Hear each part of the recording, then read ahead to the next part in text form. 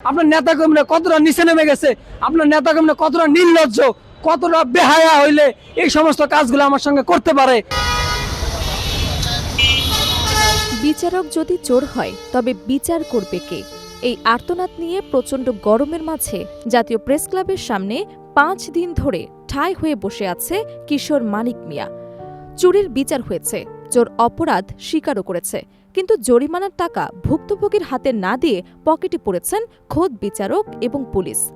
লালমনিরহাটের হাতীবান্ধা থেকে আসা এই কিশোরের শেষ ভরসা এখন প্রধানমন্ত্রী।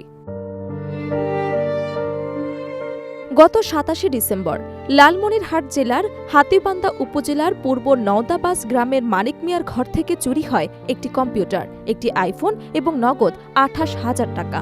সাধারণত এক কিশোরের জন্য যা ছিল তার বেঁচে থাকার সম্বল। চুরির পর গ্রাম্য সালিশ বসে, চোরও ধরা পড়ে, অপরাধও স্বীকার করে চোর। নিয়ম অনুযায়ী চোরের উপর জরিমানাও ধার্য করা হয়, কিন্তু গল্পের ট্র্যাজেডি শুরু হয় ঠিক এখান থেকেই। সালিশে উপস্থিত স্থানীয় প্রভাবশালী বিচারক এবং মামলার সাথে জড়িত পুলিশ সদস্যরা মিলে সেই জরিমানার টাকা ভুক্তভোগীর মানিকের হাতে না দিয়ে নিজেদের মধ্যে ভাগ ভাটোয়ারা করে নিয়েছেন। থানায় গিয়ে বিচার পাননি মানিক। এলাকায় প্রভাবশালীরা তাকে মুখ বন্ধ রাখতে শাসিয়েছেন। স্থানীয় সংসদ সদস্যদের কাছে বিচার দিয়েও লাভ হয়নি। প্রাণে মারার হুমকি দিয়েছেন তার গুন্ডা বাহিনী। গত 27 ডিসেম্বর আমার বাসা থেকে চুরি হয়, পরবর্তীতে চোরও ধরা পড়ে, সবকিছু হয়, জরিমানা ধার্য করা হয়, কিন্তু জরিমানা ধার্য করা হয় 2,50,000 টাকা। আমার চুরি হয়েছে কম্পিউটার, আইফোন আর হচ্ছে নগদ 28,000 টাকা আমার গ্রামের বাড়ি বসত বাড়ি থেকে। হ্যাঁ, চোরে নিয়ে গেছে। এমপি স্যারকে আমি বলি, দেখেন স্যার, আপনার নেতা কর্মীরা কাজটা করছে, আমরা আমাদের 100 কথা আপনার 1 কথা সমান, আপনি অন্তত এটা একটু সমাধান করে দেন। আমাকে সরাসরি বলতেছে তোমাদের চুরি বিষয় তোমরা মীমাংসা করে নাও। একজন এমপি মানুষের কথা যদি এটা হয় তাহলে সাধারণ মানুষ কোথায় যাবে?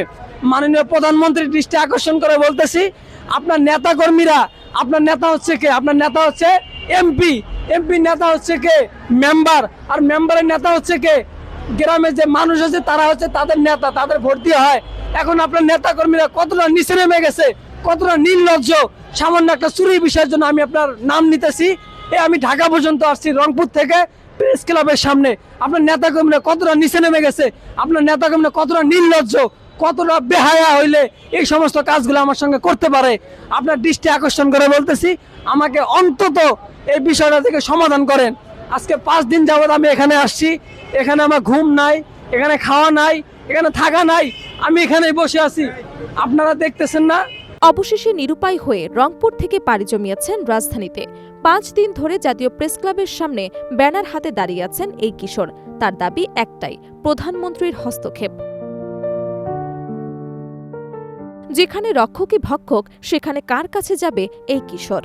আমার সব চুরি হয়েছে, চোরও ধরা পড়ছে, কিন্তু বিচারকরা টাকাগুলো নিজেরা খাইয়ে ফেলছে। পুলিশও তাদের সাথেই ছিল। আমি গরিব মানুষ, এখন কই যামু? 5 দিন ধইরা এখানেই বইসা আছি, কেউ আমার কথা শুনে না। আমি প্রধানমন্ত্রীর কাছে বিচার দিছি। এমনই আকুতি সাংবাদিকদের পা জড়িয়ে ধরেছেন ক্ষণে ক্ষণে।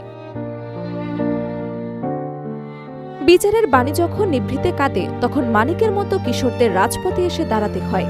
প্রশাসনের উচ্চপদস্থ কর্মকর্তারা কি পারবেন মানিকের হারানো স্বপ্ন আর ন্যায় বিচার ফিরিয়ে দিতে, নাকি দুর্নীতির এই চক্রে হারিয়ে যাবে আরও একটি সাধারণ মানুষের অধিকার?